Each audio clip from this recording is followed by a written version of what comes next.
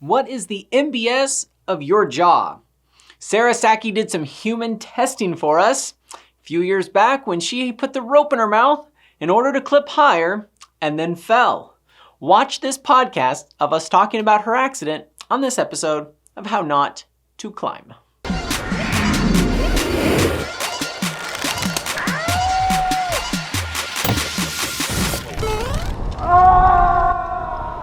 Okay, we are doing a video here with Sarah Sacky from Australia, and we're going to do the best we can here with recording a video on Facebook Messenger. So Sarah put a rope in her mouth to lift it up higher in order to go and clip above her. You said 3 years ago? Yeah, I think so, yeah. And she fell while she was doing that. So we're going to listen to her story about what happened and how long have you been climbing up to that point when you were doing that lead climb? Probably about 6 months-ish. So you were newish to lead climbing. Yeah. I've been climbing quite a lot, like quite consistently, like every week. So quite a bit. But yeah, I think I'd only been leading I don't know, like a few months. Okay. At that point, a couple of months. And how high were you when you were trying to clip?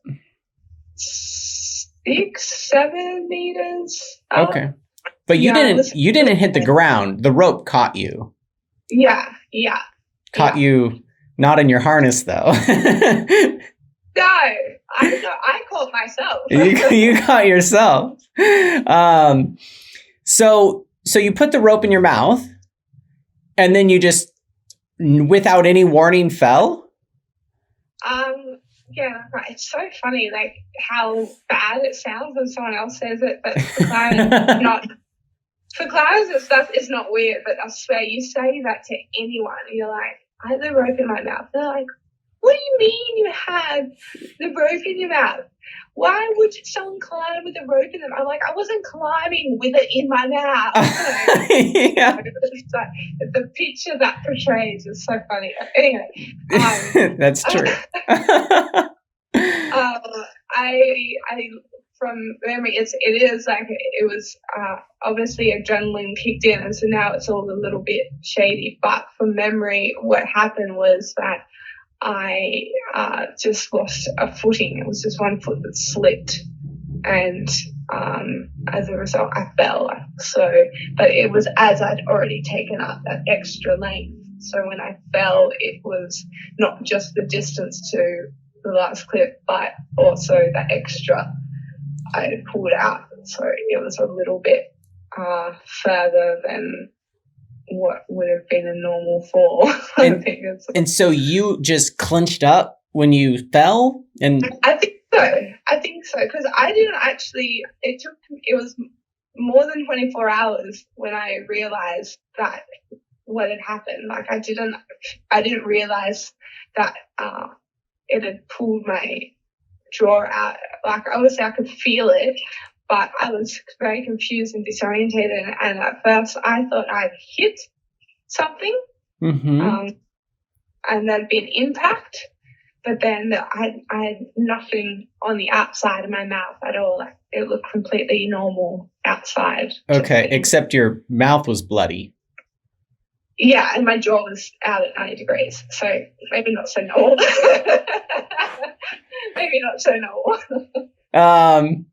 And so you only lost your one tooth, correct? Yeah.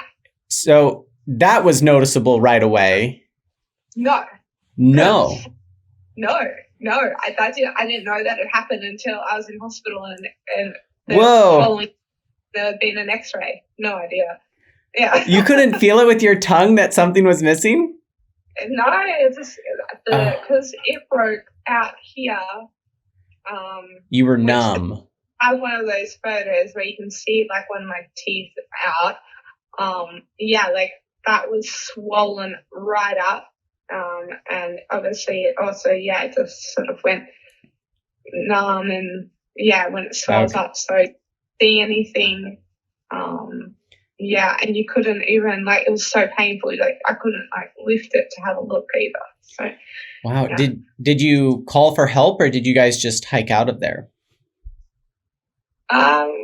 Yeah, yeah, I remember arguing about whether to call an ambulance or not because I didn't know if it was going to cost money, and if it was going to, I was like, it's going to be expensive, you just have to drive me. But it was probably more like, but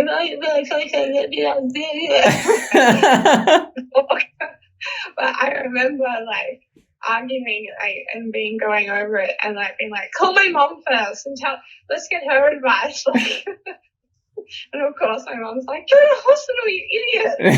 Yeah. I don't know, it was a weird place I was in, but there wasn't too much pain until a lot later. So I was kind of just in shock more than anything. Then we hacked out. So we got ourselves out of there just because the access is all right, but it's just a hard one to find. And we kind of realised, well, like, there is no way we can describe to someone like how to get to where we are. So I didn't have a choice but to pack up the gear, left some gear on the wall. Because you were lowered, right? Like, nobody is gonna. It's clean up. Yeah. I don't know how delusional you were, but so you go to the hospital, you get X-rays, and then they tell you what they tell you about your jaw. Yeah, they're like, it's broken. I was like, oh, okay. I was in there for a while. It was a crazy experience even. It made me have a whole new sense of gratitude and understanding for the emergency services as well, because I thought that, having a jaw, like the top part of my jaw coming out at 90-degree angle and blood just literally pouring down my shirt I think that was from the tooth maybe though, was pretty serious. But they didn't see me for like 3 hours, maybe 4 hours. While you look like that? Yeah. They were just like, do you want some more morphine? And just kept offering me more drugs. And I was like, no. Like, it's the best hospital you can find, yeah. But there was just so many people coming in with mostly heart problems from what I remember, which, a lot more life-threatening situations. Like, as far as, I was going, and I was in a pretty messed up way, but my life was completely okay. Yeah. I wasn't going to bleed out. I wasn't, going to, my organs weren't going to shut down. I was pretty calm. I wasn't, going to go into some kind of panic attack or anything. So I guess in the eyes of them, like, I'm okay. It's funny because in my head at that time, I was like, I'm not okay. Yeah. My phone was sitting on the windowsill and it overheated. Oh, wow. Oh, because it's summer. Yeah. I have to find somewhere else to sit. Hang on. So they did X-rays, and what was wrong with your jaw? Did it just dislocate or what? No, so it was, there's a photo that I sent you as well. Yeah. And it shows, I'm lifting my gum up and you can see the lines that are running up into my gums, and that was where it split. So it's split my gums as well. You can see here, they're up, and then from here, up. It like that. So it broke, up there, and it, fractured along the top part here. You did not break your jaw. You broke. No. This part. Well, I didn't know you could break that. Wow. I found out as well. I just I assumed if you broke that, then the whole your head would just split in half or something. Probably felt like it did. Yeah, it's pretty interesting. A bit of biology to learn about as well. So how long did that take to heal? And did you have to eat like applesauce for 6 weeks or what? Yeah, there was a lot of soup. It also got to a point that I was just blendering the meals I felt like having and just seeing by chance if they tasted the same. Like avocado on toast, let's put it in a blender and see what happens. Does it work? No, nothing really tastes. The only thing that works is roast vegetables because then it's just kind of like a soup anyway. That's it. that is soup. Okay. So that because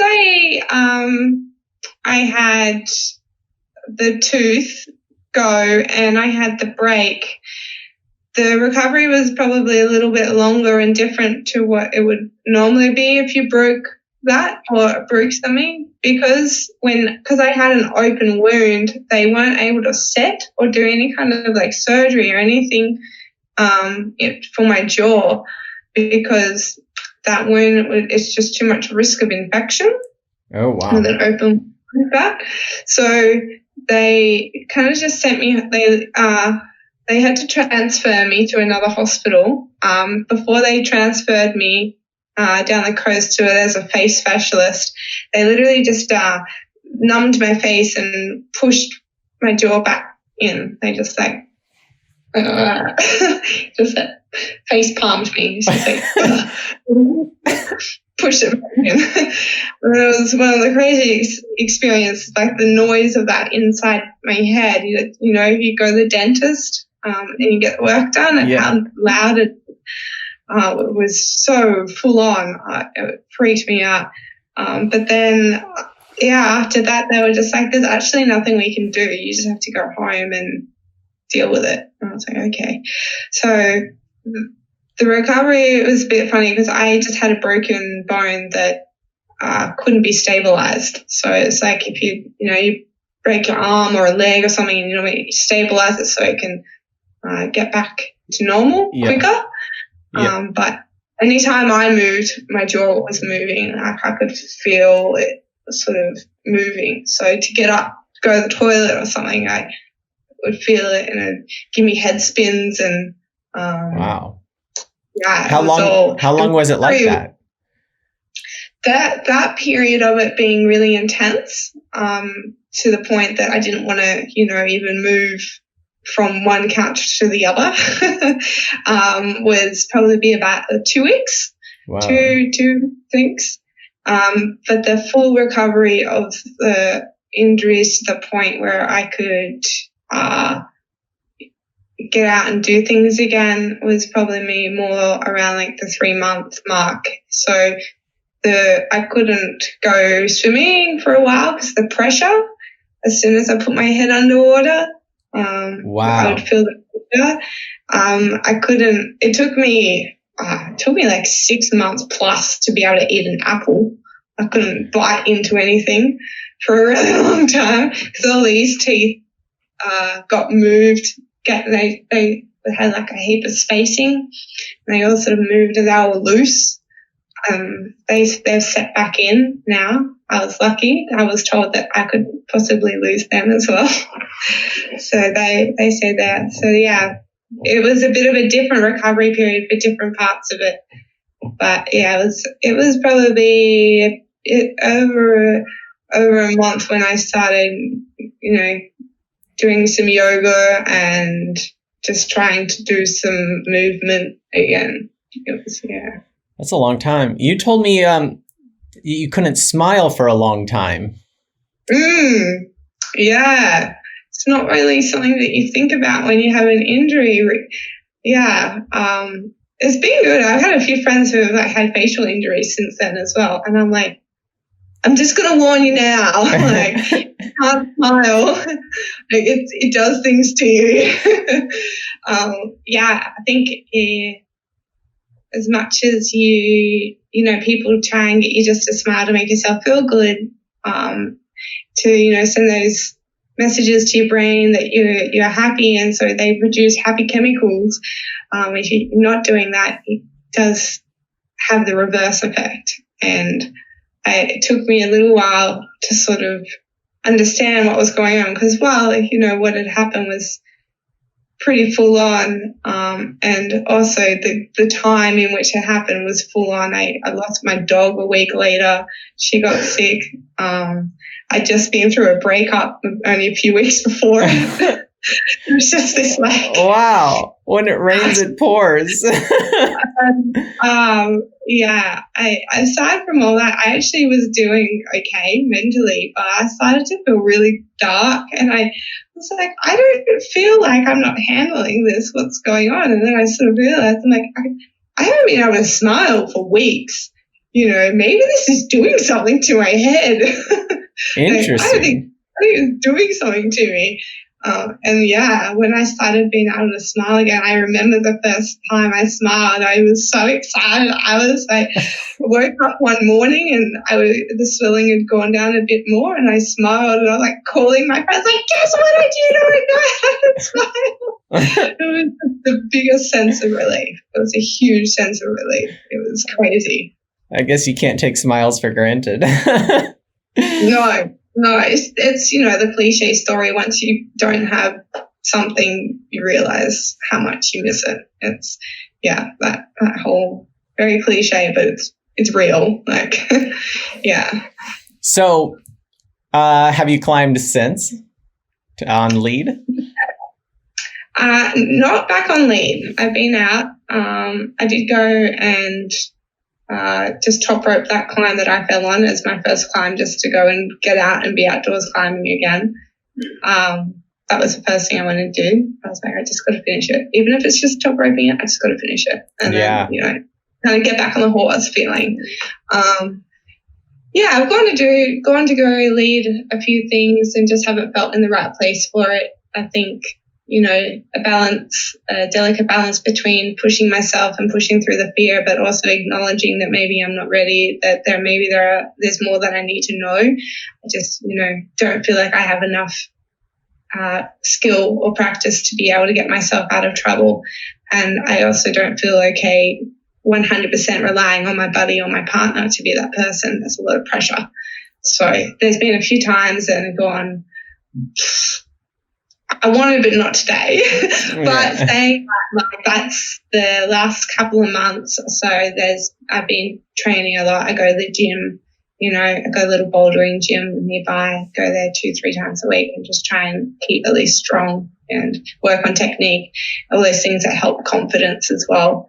And I've got a really encouraging, supportive buddy who, we've gone a few times now to go with the sole intention of me leading a bunch of climbs. But it's been, first it was rain, and then there was fires, and then it was like a 40-degree day. It was so hot. Like, it's just been, so I keep tuning because I think it's just around the corner. I feel like it's around the corner. I feel ready to do it now. So it's just circumstance. Don't have that much climbing too close to me either. Like, it's a bit of an issue. It makes it a bit harder. Like, you got to dedicate, your weekend to go out to go for a climb. Yeah. So it's like a day trip, really. Yeah, that makes it harder. So, what do you recommend people do if they do need, like, you it's ideal to climb close enough to your bolt that you don't have to put the rope in your mouth. But if you did have to extend it, what do you recommend? Just like lips?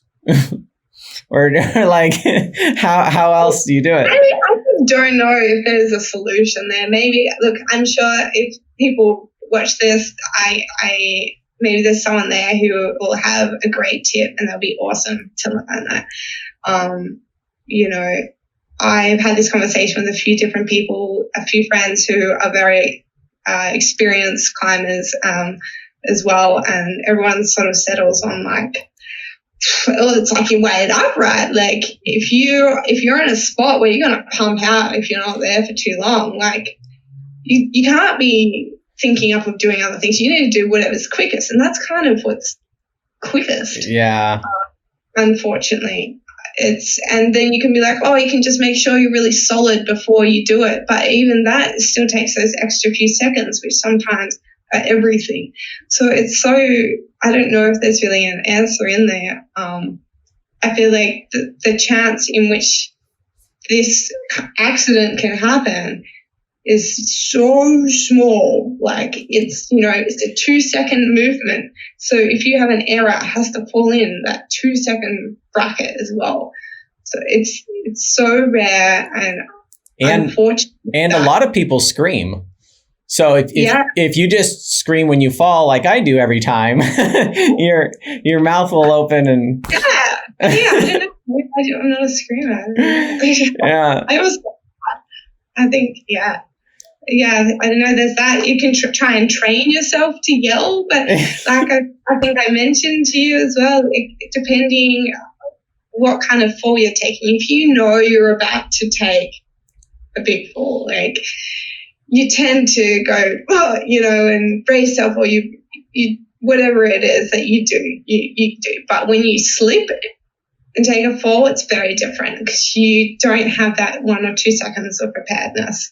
Yeah. So I feel like training yourself for that's hard. How do you train yourself for something that is purely just reaction? Like it's not. Yeah. Yeah. I'm going to be reading the comments because I'm curious what people think about if they've had this happen to them, but maybe a little bit more minor, or if there is a way that we just don't know. Because, I've thought about that when I put it in my mouth and I reach down, and it's just like, it's rare, but I feel like it can happen in that moment. It can. Yeah, as we just heard. I became that person in my circles, of friends that were like,